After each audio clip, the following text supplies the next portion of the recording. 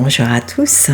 Chaque semaine, nous sommes accompagnés par des énergies différentes qui nous viennent du cosmos. Et durant la semaine du 16 au 22 janvier, nous pouvons profiter de l'énergie cosmique dominante pour nous aider à entendre, pour nous aider à écouter et comprendre au-delà des mots, les conseils et les messages que nous recevons.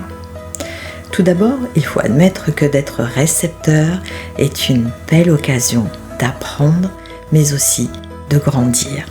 Sauf que c'est qu'il est bien plus souvent difficile de recevoir que de donner. Et il est bien plus facile de prodiguer des conseils que d'en recevoir. Surtout si vous êtes une personne qui aime partager, qui aime apporter aux autres. Dans ce cas, il vous faudra faire bien plus d'efforts que tout un chacun pour vous mettre en mode récepteur. Souvent, même si nous pensons être à l'écoute des conseils, si nous avons déjà une idée en tête, nous croyons que personne n'arrivera à nous dissuader de changer d'avis. Cette semaine, nous avons une occasion unique de nous dépasser, car d'écouter peut nous permettre également de recevoir des informations bénéfiques, et cette énergie nous permettra d'aller de l'avant en étant bien plus confiants. Pour autant, si nous souhaitons réellement écouter les conseils, il nous faudra être ouverts à la sagesse de notre interlocuteur, et cela sans idée préconçue. Par conséquent, il est nécessaire de recevoir le message sans faire cas du messager, car les messages peuvent venir de n'importe qui, à n'importe quel moment et de différentes façons. Je m'explique. Nous pouvons nous sentir parfois agressés, voire contrariés par des propos qui nous sont tenus. C'est en fait notre ego qui est malmené. Par réaction, il souhaite agir comme une sorte de barrière, comme pour nous empêcher de recevoir le message qui nous est destiné. C'est là que nous devons faire attention, faire une sorte de stop et ne pas faire cas du messager. Car tout le monde peut être messager pour nous.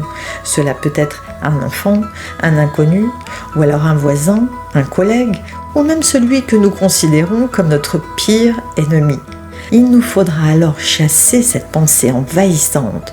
Mais qui est-il pour me donner un conseil? Qui est-il pour me dire ce qu'il me dit? Afin de décrypter, afin de recevoir pleinement le message. Car en fait, et c'est là le secret de la véritable écoute, c'est très souvent la lumière qui parlera à travers ces personnes. Et c'est cette lumière que nous souhaitons recevoir.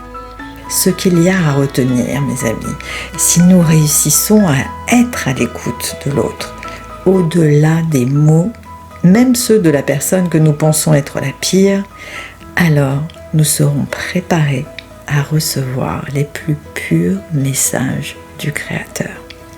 Un petit conseil pour cette semaine, ne tuez pas le messager et accueillez le message. Je vous invite chaque matin de cette semaine, après avoir fait quelques respirations en conscience, à fermer les yeux et à les lever au-delà de votre champ de vision. Et concentrez-vous sur ce qui suit. Lorsque je suis en mode écoute, je me déconnecte de tout le reste pour être le plus attentif au message. Quand cela est possible, je regarde mon interlocuteur droit dans les yeux. J'écoute attentivement. J'écoute sans jugement et j'écoute sans interrompre. J'écoute dans le but de comprendre et non pas dans le but de répondre. J'écoute à 100% mon interlocuteur sans essayer de deviner ou de terminer ses phrases et sans me laisser distraire. J'écoute d'une façon authentique et je reçois les messages de la lumière. Je terminerai par une citation de Goethe, romancier allemand. Parler est une nécessité. Écouter est un art. Merci pour votre écoute. Et si vous avez pensé à une personne pendant le visionnage de la vidéo, eh bien je vous invite à la lui transférer, ainsi qu'à tous vos proches. Je compte sur vous pour m'aider à diffuser ces messages. Vous pouvez liker la vidéo, la partager sur vos Facebook, vous abonner à ma chaîne YouTube Rave en Conscience et me suivre sur Instagram, Facebook et sur TikTok. Alors, à dimanche prochain pour en savoir plus sur l'énergie cosmique de la semaine à venir.